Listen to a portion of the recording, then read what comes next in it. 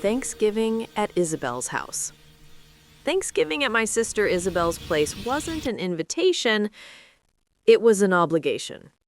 Every single year, same house, same crowd, same expectations. Big suburban home in Ridgewood, fancy matching furniture, a manicured lawn that probably cost more than my car, and 4 kids who all go to private school. I showed up right at 3 with the pumpkin pies I'd baked myself.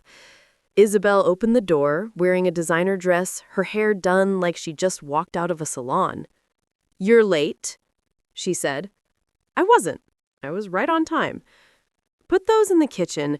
We're using the caterer's desserts, but yours can be backup." Inside, the place was packed. Isabel's husband Richard and his parents, her 4 kids ages 8 to 15, our aunt and uncle, Richard's brother and his family. About 20 people total, all dressed like they were attending a country club dinner.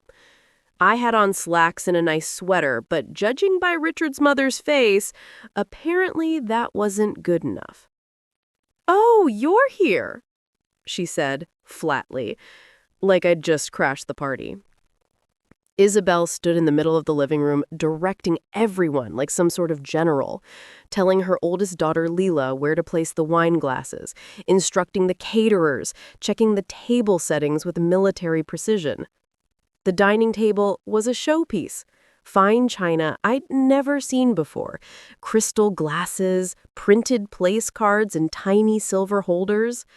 I found mine all the way at the end of the table, right beside the kids section, where her youngest, Ethan, was sitting. Everyone else was paired with adults. I got the 8-year-old. "Need help with anything?" I asked Isabel. "No, the caterers have it all covered. Just stay out of the way," she said, without even looking up. So I stood there, holding my glass of wine, feeling like a piece of forgotten furniture. Richard's father was bragging about his golf scores, his mother was showing cruise photos, and Isabel's kids were glued to their tablets until someone told them to go play. And as I looked around, I couldn't help thinking I'd been helping to pay for all this. The tuition, the lifestyle, the comfort, all of it. 4 years ago, Isabel called me sobbing. They were 2 months behind on the kids' private school tuition. Richard's big investment hadn't worked out, and they were desperate.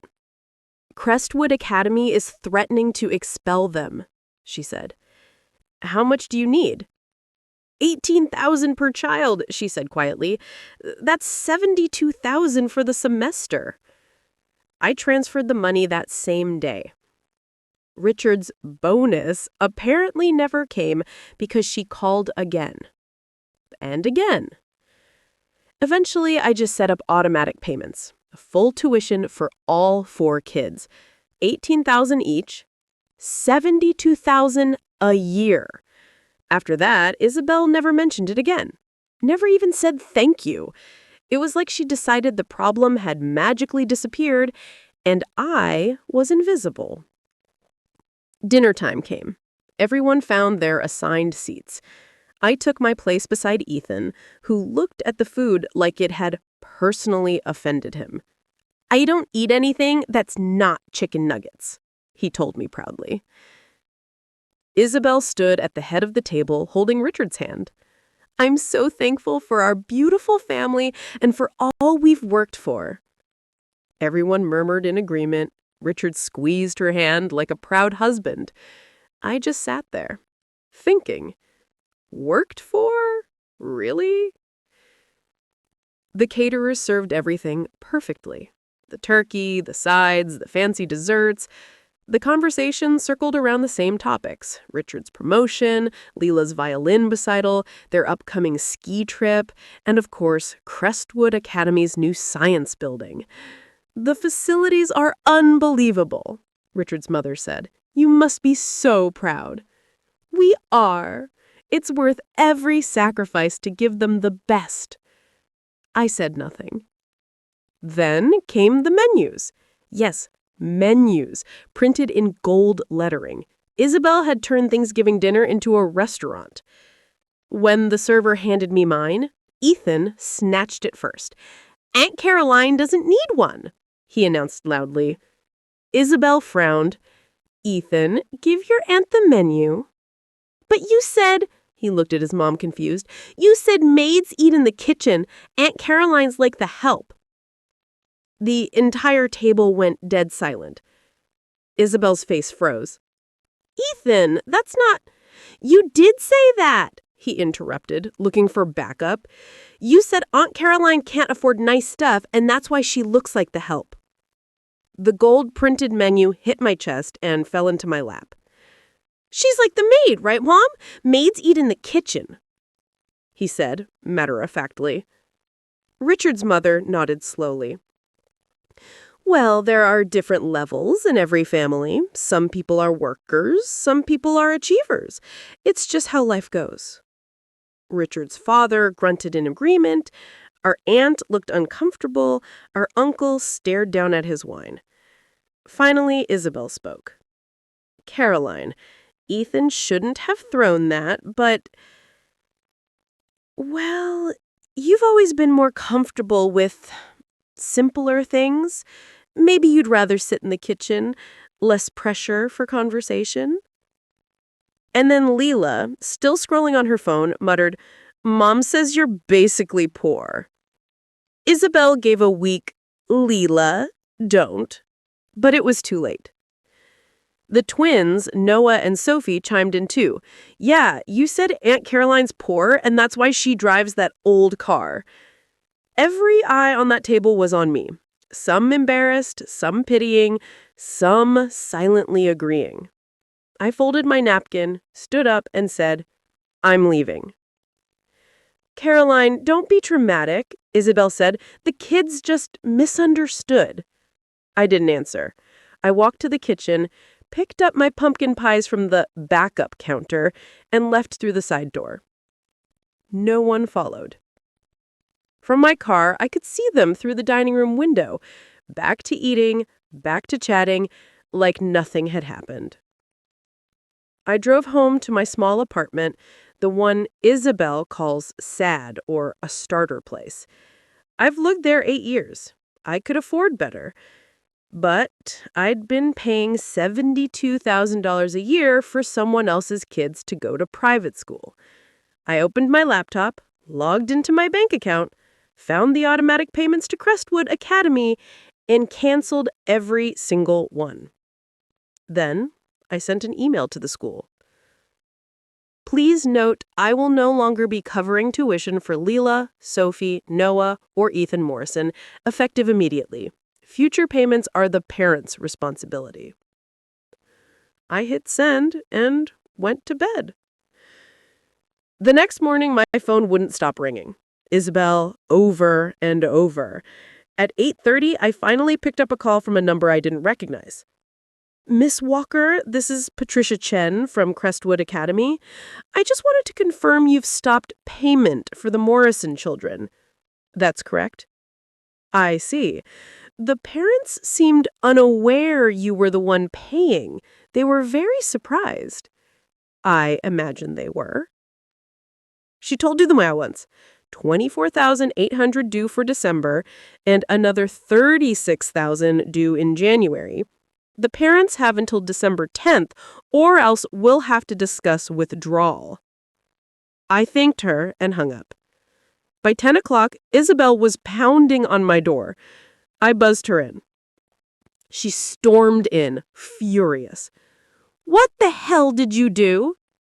"Good morning, Isabel." "The school called. They said you've been paying tuition for 4 years and you just stopped. We don't have $24,000.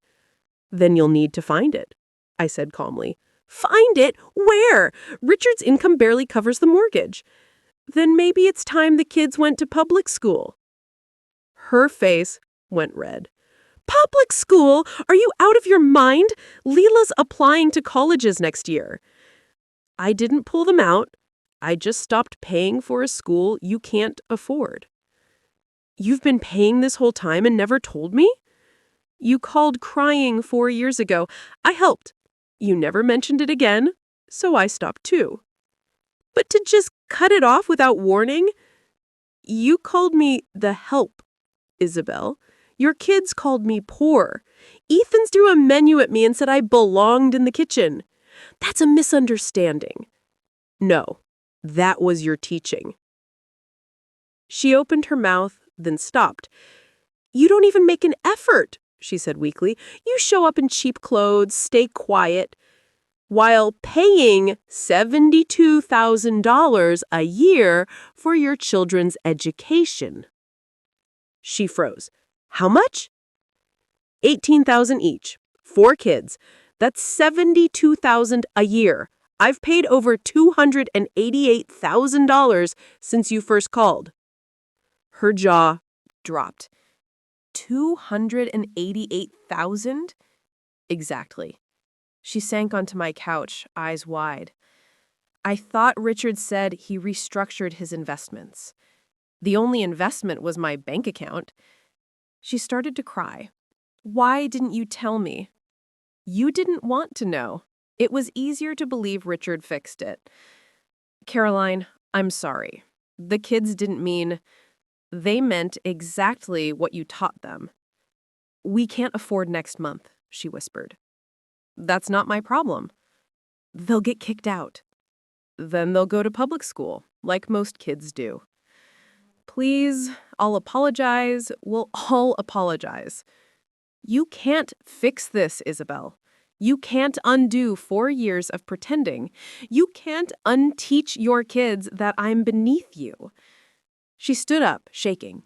You're really going to ruin their education over one dinner? I'm ending 4 years of funding people who treat me like a servant. We're family. Family doesn't throw menus at each other. Isabel walked to the door, then turned back. Richard's going to be furious. His parents will never forgive you. Then they'll finally know the truth. That it wasn't Richard's success keeping you at Crestwood, it was my money. She left. The calls kept coming. Richard, his brother, even our aunt, all saying the same thing. Please reconsider. Not one apology. On December 10th, I got an email from Crestwood Academy confirming that the Morrison kids would not return next semester due to non-payment. A few days later, Isabel posted online about how they'd chosen to move the kids to public school for, quote, diversity and real-world experience. The comments were full of praise. No one knew the truth. For the first time in 4 years, I didn't have to budget for tuition payments. I booked a vacation, updated my wardrobe, and started looking at better apartments. Those pumpkin pies Isabel didn't serve, they sat in my freezer for a week before I threw them away. Next year, I'll bake them again, for people who appreciate them. People who know respect has nothing to do with money. Because I was never the maid. I was the benefactor.